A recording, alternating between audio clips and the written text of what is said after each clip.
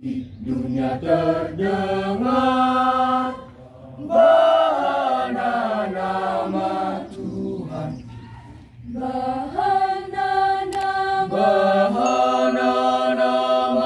Tuhan, bahana nama Tuhan yang agung maha mulia. Bersama dengan istri dari tempat yang berbahagia ini, saya menyapa kita sekaliannya. Shalom. Puji Bapa di surga, oleh karena kasih-Nya kita boleh ada di tempat ini.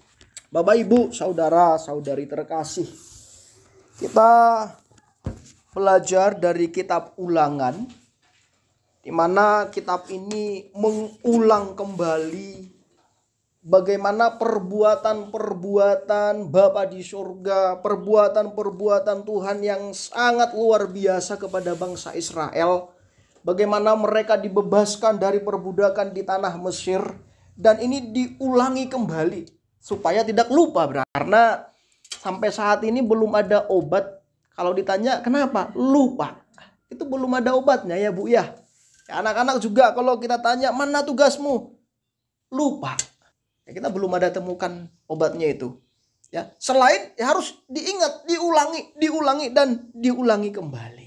Bapak, Ibu, saudara-saudari terkasih, bagi bangsa Israel itu selalu dikumandangkan sampai saat ini, dari zamannya Musa sampai saat ini dan akan seterusnya, itu akan selalu dikumandangkan bahwa Tuhan itu adalah Tuhan satu-satunya. Saya bangga dengan gereja ini. Yang saya temukan di Balige, khususnya karena kita sedang di Balige saat ini, sudah berani walaupun dalam bentuk-bentuk lagu itu sudah berani menyatakan Elohim Yahweh. Ucapan doa juga Bu Gembala di tempat ini sudah mengumandangkan Elohim Yahweh. Dan bagi gereja-gereja yang lain itu sakral sekali nama itu. Ya, itu kudus sekali nama itu. Sehingga mereka hampir-hampir tidak mengucapkannya langsung. Alasannya apa? Jangan menyebut nama Tuhanmu dengan sembarangan. Alasannya begitu. Coba kita berpikir dulu. Kalau dikatakan jangan buang sampah sembarangan, boleh buang sampah enggak? Boleh, tapi buang pada tempatnya. Boleh. Ini yang kadang tidak dipahami. Kita mau belajar sama-sama, kita mau sharing tentunya apa kata Alkitab, bukan apa kata saya. Ya. Nah, kalau dikatakan jangan menyebut nama Tuhanmu dengan sembarangan, bukan berarti kita tidak boleh menyebut nama, karena itu nama. Nama Tuhan Bapa di surga, itu siapa namanya? Sering sekali orang tidak tahu siapa namanya. Tidak tahu mereka siapa namanya. Bahkan gereja-gereja sering tidak tahu. Anak-anak teologi tahu, tapi hanya sebatas tahu. Dan diucapin. Nah, memang saya setuju. Nama itu nama yang kudus. Nama itu nama yang mulia. Nama itu nama yang berkuasa. Saya setuju sekali. Justru karena mulianya, karena kudusnya, kita harus menyerukan nama itu tentu di dalam konteks memuliakan Dia. Jangan sembarangan. Itu yang dimaksud titah yang ketiga. Dan inilah yang dikatakan oleh Tuhan sendiri melalui tulisan daripada Musa, Ulangan 6 ayat yang keempat. Ya, berulang-ulang ini dikatakan lagi kepada bangsa Israel. Bahkan sampai saat ini juga dikatakan bahwa Tuhan itu esa. Saya bersyukur oleh para proklamator kita yang menggagasi Pancasila. Itu jelas dikatakan di sana sila pertama ya. Tuhan yang Maha Esa, bukan kealahan, bukan? Kenapa enggak kealahan? Kenapa ketuhanan? Karena prinsip Tuhan ini adalah umum bagi bangsa, karena kita adalah mayoritas Muslim. Bagi mereka itu Tuhan juga mereka akui, betul? Bagi Hindu mereka juga akui Tuhan. Bagi Kristen mereka juga akui Tuhan. Ini umum, universal. Ya. Akan tetapi kalau dikatakan kealahan yang Maha Esa, Hindu akan keberatan, bukan? Buddha akan keberatan. Loh, kami nggak menyembah namanya Allah loh. Yang hanya menyerukan Allah tadi itu di kitabnya Alkitab LAI, Lembaga Alkitab Indonesia dibuat, dan juga di kitabnya Qurannya mereka. Walaupun nanti sebutannya itu ya Allah. Hanya dalam falafalan, pronounce-nya. Kan begitu. Tapi orang Indonesia itu menyebutkan namanya Allah di LAI, Lembaga Alkitab. Kita harus belajar Bapak Ibu, ya. Alkitab kita ini adalah terjemahan. Ya, yang sudah mengalami revisi. Sekarang ini ada revisi yang kedua lagi untuk LAI. Ya, diikutin dah, ada revisi yang kedua. Ya. Nah, puji Tuhan, oleh kuasa Roh Kudus memberikan pengilhaman kepada orang-orang pada waktu itu. Ada yang disebut dengan Septuaginta, 70 sarjanawan orang-orang Yahudi yang menerjemahkan dalam bahasa Ibrani ke bahasa Yunani. Setelah dalam bahasa Yunani nanti terjemahkan lagi ke bahasa Inggris, diterjemahkan lagi ke bahasa Jawa, kan gitu. Terjemahkan bahasa Batak, diterjemahkan ke berbagai bahasa-bahasa. Itu puji Tuhan sekali, supaya kita tahu apa yang Tuhan maksudkan. Bapak Ibu, kita harus bangga dengan teman-teman kita yang seberang. Mereka itu dengan bahasa aslinya getol sekali dan tidak boleh diterjemahin. Mereka hafal surat ini, ada juz ini, kan gitu ya. Sampai ada berapa juz ya? Banyak juznya. Dan ada ilmunya itu. Pelajaran dari kecil mereka sudah diajarin itu. Kita disuruh baca Alkitab pun mungkin hanya sekali seminggu. Sorry. Apalagi disuruh bahasa Ibrani, bukan? Oh, ini tulisannya kok. Kita harus bangga dengan mereka dalam hal itu. Dan kita mau belajar. Kalau kita mau tahu aslinya, kita harus kembali ke tulisan asli dari bahasa Alkitab itu sendiri, yakni Ibrani. Dalam bahasa Ibrani dikatakan, ya Shema Israel, Yahweh Elohenu, Yahweh Ehad. Nah, saya coba lihat-lihat, saya coba search dan pengakuan dari juga teman-teman saya yang sudah pernah di Israel, ya. Ada 15 tahun dia pernah di Israel dan dia ditugas misi ke daerah Papua pada waktu itu. Ini akan diucapkan paling tidak 2 kali satu hari. Waktu pagi ini menjadi morning call. Jadi wake up. Ayo bangun. Artinya dengarkan hai Israel. Gitu loh. Ya, dengarin hai orang-orang Israel, dengarkan. Yahweh Elohenu. Berarti Yahweh itu sesembahanmu. Tuhan itu sesembahanmu. Kalau Tuhan itu adalah sebutan Raja, Lord. Tapi kalau secara spesifiknya siapa namanya, ini sering sekali kita tidak tahu. Kalau di bahasa Indonesia memang di situ disebutkan Allah. Benar ya? Disebutkan Allah di sana. Ya, Tuhan itu Allah kita. Gitu ya. Nah, pertanyaannya adalah Abraham, Ishak, dan Yakub, mereka itu menyerukan nama Tuhan yang kudus, atau Musa menyerukan nama Tuhan yang kudus itu siapa namanya? Ini yang mau kita tahu. Kemarin itu ada saya buat juga di YouTube, pertunjukan SMK Sumatera Utara, disebutkan lagu wajibnya itu Bahana Nama Tuhan. Di dunia terdengar bahana nama Tuhan. Bahana nama Tuhan. Bahana nama Tuhan yang agung maha mulia. Nama Tuhan. Kalau ditanya, coba saya tanya nanti anak-anak itu, nama Tuhan siapa? Bingung mereka pasti. Ada yang bingung. Siapa nama Tuhannya? Kalau bahana itu kan menyuarakan dengan nyaring, itu bahana. Siapa namanya?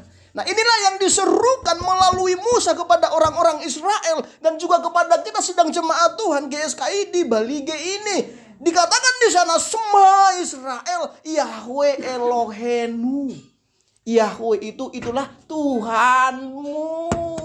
Sesembahan kita itu Bapa Yahweh atau Yahweh Elohim. Lanjutkan lagi, Yahweh Ehad. Yahweh itu satu. Kita nanti akan belajar kenapa dia begitu lantang mengatakan, berulang-ulang dia katakan kepada bangsa Israel. Bahkan dia perintahkan kepada para orang tua untuk meneruskannya kepada the next generation. Kenapa? Ada apa dengan Yahweh ini? Ada apa dengan nama ini? Yang adalah satu-satunya. KJP dikatakan, Hear, O Israel, the Lord our God is one Lord. Ya. Tuhan itu satu-satunya, itulah Tuhan kita. Tuhan yang mana? Kan harus jelas. Karena setiap agama itu mempunyai nama Tuhan sesembahannya masing-masing. Ini harus jelas. Karena nanti jelas dikatakan tidak ada nama lain. Harus jelas itu. Tidak ada nama lain di bawah kolong langit bumi ini yang olehnya kamu dapat diselamatkan. Tidak ada nama lain kecuali nama ini. Shema Israel yang tadi itulah Yahweh Elohim. Itu nama yang menyelamatkan. Supaya kita tujuannya itu pas. Karena kalau kita salah menyebutkan, memang betul Tuhan tahu isi hati, betul Tuhan tahu isi hati. Tapi kita tahu enggak isi hatinya Tuhan? Itu menjadi pertanyaannya. Ya, kalau kita tahu isi hatinya Tuhan, Tuhan mau namanya dia itu dimuliakan, diagungkan, dikuduskan. Dia mau nama itu. Jangan disebut dengan sembarangan, itu yang dimaksud. Ya, jadi hear O Israel, the Lord our God is one Lord. Dalam bahasa Batak tuh tangi homa ale Israel. Tangi, dengerin ya, dengerin baik-baik ya, pasang kupingmu ya. Gitu maksudnya. Ya. Anggo Jehovah de batatai, Jehovah sasada sado. Artinya hanya satu dia yang adalah Tuhan yang benar. Dalam pemahaman ini kita harus eksklusif. Artinya kita harus betul-betul pegang ini. Karena ada saja yang berkata, wah, samanya itu semua. Tuhan itu samanya itu. Hanya caranya yang berbeda-beda. Ada yang mengatakan begitu. Kalau samanya semua Tuhannya itu, Bapak Ibu, apa artinya dikatakan oleh Rasul Paulus kita harus menginjili? Kalau kamu nggak menginjili, kamu binasa ya. Berarti ada satu nama yang khusus, yang powerful name. Yang betul-betul the salvation name. Nama-nama yang menyelamatkan. Itulah nama yang diberikan oleh Tuhan itu sendiri. Ya. Bapak Ibu, saya masih bersyukur kepada LAI. Walaupun saat-saat ini saya ikutin perkembangannya, agak mulai kabur dibuat nama Tuhan itu. Di dalam LAI sini nanti dia buat ada sometime, kadang-kadang kalau khususnya di perjanjian lama, itu akan dia buat TUHAN huruf besar semua. Tuhan. Nanti di dalam perjanjian baru dia buat T-nya saja yang besar. Tuhan. Nanti ada kalau Allah semua besar. Ada saat nanti dibuat dia itu Allah huruf kecil semua. Jadi ada 4 versi yang dia buat di sini di LAI. Gitu loh. Nah kita bingung. Nah kalau Tuhan yang disembah oleh Abraham, Ishak dan Yakub, kalau kita mau konsisten, itu siapa namanya? Kan begitu. Jadi bingung kita. Puji Tuhan. Di dalam ini tidak mereka sebutkan nama itu, tapi di belakang mereka sebutkan. Di kitabnya ini mereka sebutkan. Di dalam kamusnya lihat Tuhan huruf besar semua. Tuhan huruf besar semua. Ada di kamus. Ya, Yahweh jelas sekali. Ya, Tuhan itu adalah Yahweh, Tuhan yang disembah oleh Abraham, Ishak dan Yakub. Jadi jelas sekali dia sebutkan di sini secara literasi, secara pronouns juga dia sebutkan di sini. Nah, ini juga menjadi satu senjata kalau saya memberitakan kepada anak didik saya. Ayo, jangan langsung bilang dulu Bapak ajaran sesat ya. Lihat, ada di situ dituliskan. Bukan ini, oh itu karang-karangannya Pak Tim. No, bukan karang-karangannya saya. Dan kalau kita mau lebih pasti lagi, lihatlah di bahasa Ibrani. Tapi saat ini waktu revisi yang kedua itu tidak lagi dibuat Yahweh, tapi dia sudah hanya buat di kamusnya itu Yod He Waw He, hanya huruf besarnya saja. Sehingga ini semakin dikaburkan. Saya tidak tahu. Nah, padahal ini nama yang berkuasa, nama yang sangat-sangat mulia. Ya, sudah itu terbit di kamus yang kedua, di terbitan revisi yang kedua itu sudah hanya mereka buatkan itu Yod. Kalau bahasa Ibraninya Yod itu mewakili pada Y, ya, Y H W H. Ya, kata mereka alasannya karena ini nama yang kudus, tidak ada seorang pun yang bisa mempronounce-nya untuk mengucapkannya. Nah, kalau nggak ada mempronounce-nya, kenapa haleluya bisa dipronounce? Kenapa shalom bisa dipronounce? Ya, nah ini kita harus lebih bergumul lagi, ya. Oke, kita langsung kepada apa yang dikatakan oleh Tuhan kepada Musa untuk diperintahkan, ya. Shema Israel Yahweh Elohenu Yahweh Ehad. Yang pertama kita mau belajar dari firman Tuhan ini bahwa Yahweh itu adalah Tuhannya kita, bukan yang lain. Bukan yang si A, bukan si B, bukan si C, jelas dikatakan. Bapak Yahweh itu Tuhannya kita. Dan nanti kalau kita melihat apa saja yang dilakukan oleh Bapak Yahweh ini, yang pertama sekali dia menciptakan segala sesuatu. Dia sang pencipta, dia berkuasa, dia superior, dia yang punya segala sesuatunya, dia pemilik kerajaan sorga. Itu Tuhan yang kita punya. Itu Tuhan yang kita sembah. Berarti Bapak Ibu, apa yang kita takutkan sih? Ya, amin. Kan? Di dalam konteks ulangan ini, Musa katakan ya kepada bangsa Israel, aku loh Tuhan yang membawa mereka dengan tanda-tanda mukjizat kepada Firaun yang sanggup untuk mengalahkan dewa air. Kenapa dewa air? Karena air menjadi darah. Bangsa Mesir percaya dengan dewa air yang sanggup mengalahkan dewa-dewa binatang-binatang. Katak-katak saya munculkan dari sungai Nil. Aku loh itu Tuhannya. Aku loh Tuhan yang membawa kalian, yang menghukum Mesir dengan mematikan Tuhannya mereka. Kenapa mematikan Tuhannya? Karena bagi bangsa Mesir, Tuhan itu adalah Firaun sendiri. Firaun sendiri itu Tuhan yang terakhir bagi mereka. Dan itu dimatikan. Kenapa dimatikan? Anaknya. Dan the next Tuhan kepada mereka adalah anaknya ini. Itu dimatikan, dibabat habis. Aku loh itu. Berarti gak ada Tuhan yang seperti aku loh Musa. Katakan itu ya kepada bangsa Israel. Gak ada Tuhan yang seperti itu. Aku loh Tuhannya bangsa Israel yang membawa kalian seolah-olah kalian sudah putus asa. Tidak ada lagi harapan bagi kalian. Kalian tinggal menunggu kematian, dibabat habis oleh bangsa Mesir. Di depan kalian ada laut, kalian hopeless, tidak ada harapan apa-apa. Aku loh itu Tuhan yang membuka jalan bagi kalian. Katakan ini ya Musa.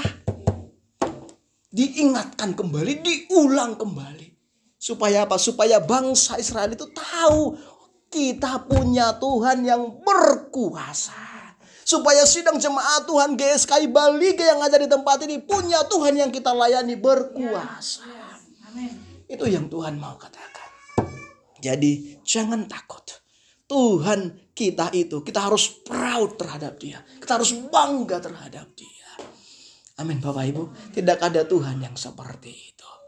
Yang kedua, dikatakan di sana Ehad, Yahweh Ehad, satu-satunya Tuhan. Berarti tidak ada duanya. Ya, satu-satunya Tuhan itu satu-satunya, artinya dia itu Tuhan yang pencemburu. Dia tidak mau diduakan. Kenapa? Karena dia memang satu-satunya Tuhan. Dia layak untuk dipercaya, layak untuk disembah. Dia satu-satunya. Tidak ada yang dua. Kalau begitu dia menganjurkan kita di ayat-ayat selanjutnya, ayo kasih aku ya. Itu yang dimaksud, karena aku satu-satunya. Kasihin aku, cintain aku. Itu lagu kita yang tadi dikatakan. Itu tidak ada lagi yang kita ingini selain daripada mengingini kehendaknya Tuhan. Ini kasih. Ya, ini yang dikatakan. Ya, supaya kita mengasihi Tuhan. Kita baca yuk di Ulangan pasal yang ke-6 yang tadi, ayat yang ke-4. Itu di ayat yang ke-5 nantinya. Ya, kasihilah Yahweh Elohimmu dengan segenap hatimu dan dengan segenap jiwamu dan dengan segenap kekuatanmu. Kita mengasihi dia, Tuhan yang tadi dikatakan Shema Israel Yahweh Elohenu, Elohim Tuhan kita. Kita kasihi dia. Kasihi itu tidak seper, artinya separoh-separoh, tapi segenap. Wah, ini yang harus berjuang. Harus berjuang. Saya harus jujur di hadapan Tuhan. Saya belum. Masih jauh. Segenap-segenapnya itu masih jauh. Tapi kita mau berusaha. Amin. Saling mengingatkan kita. Mengasihi Tuhan dengan segenap hati. Wah. Kalau segenap hati, totalitas ya. Saya sendiri belum total. Saya harus mengaku di hadapan Tuhan. Masih jauh. Dengan segenap hati, dengan segenap pemikiran, akal budinya kita. Dengan segenap kekuatannya kita. Oh, tadi saya masih terlambat kok. Kalau dikatakan dengan kekuatan berarti cepat-cepat. Saya terlambat kok. Mohon ampun di hadapan Tuhan.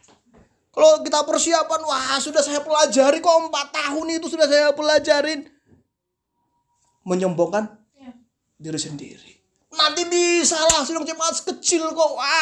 Menyombongkan diri sendiri. Kita mau lihat ya. tadi mengasihi Tuhan dengan kekuatan, ya, dengan segenap-segenap yang tadi. Supaya kita belajar. Tidak lagi kita inginin yang lain itu, tapi yang kita inginin firman Tuhan, yang kita inginin persekutuan dengan Tuhan, berdoa, jalin hubungan dengan Tuhan. Ya, love him. Ya, mengasihi dia karena dia satu-satunya Tuhan. Artinya jangan berpaling ke ilah-ilah lain. Kenapa ini harus dikatakan kepada bangsa Israel, Bapak Ibu? Karena pada waktu itu mereka ada di bangsa Mesir. Mereka juga sudah terkontaminasi dengan konsep dewa-dewi, bukan? Nah, mereka juga nanti akan menuju ke tanah Kanaan. Di tanah Kanaan juga konsepnya itu dewa-dewi. Percaya kepada ilah-ilah yang lain. Nah, Tuhan mau, ayo bangsa Israel di padang gurun ini, kalian harus diingatkan betul-betul. Aku ini Tuhan yang pencemburu loh ya. Jangan kamu terpengaruh dengan bangsa yang ada di tanah Kanaan nantinya. Itu yang pertama dikatakan oleh Tuhan. Jangan mau terpengaruh. Saya ini Tuhan satu-satunya yang sudah menyelamatkan kalian, yang sudah membawa kalian. Terus yang kedua dia katakan, karena tanah Kanaan itu adalah tanah yang berlimpah susu dan madunya, tanah yang kaya. Di ayat yang ke-12 nantinya, coba dilihat nanti di sana di Ulangan 6 ayat yang ke-12 sampai 19.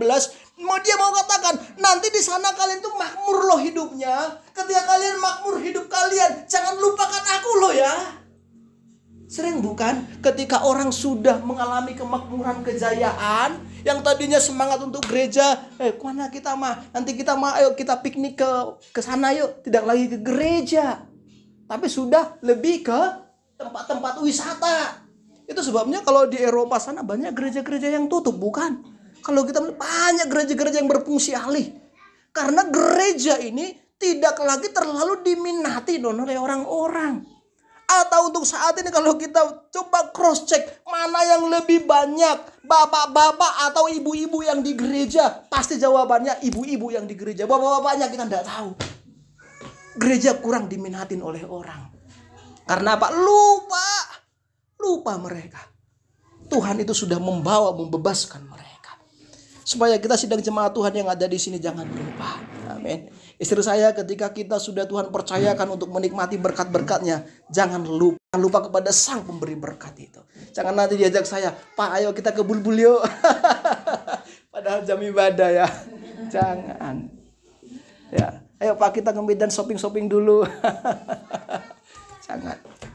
Ya, tapi semua yang Tuhan percayakan berkat itu kita kembalikan untuk memuliakan Tuhan. Amin. Memberkati banyak orang. Itu yang Tuhan maksudkan. Di ayat yang ke-12 dikatakan di sana. Hati-hatilah kalau kamu sudah kenyang, sudah menikmati tanah di Kanaan, yang tadinya sumur itu bukan kamu yang gali kok. Artinya adalah cara Tuhan untuk memberkati kita, bukan? Berhati-hatilah. Sebab banyak orang yang lupa ketika mereka sudah mengalami kemakmuran, kejayaan, ya, sudah motivasinya itu kepada Tuhan sudah lain. Tidak hati-hati. Motivasi kita itu harus memuliakan Tuhan saja. Dia jangan berpaling ke ilah-ilah yang lain. Dan dia mengingatkan kita supaya tidak melupakan dia.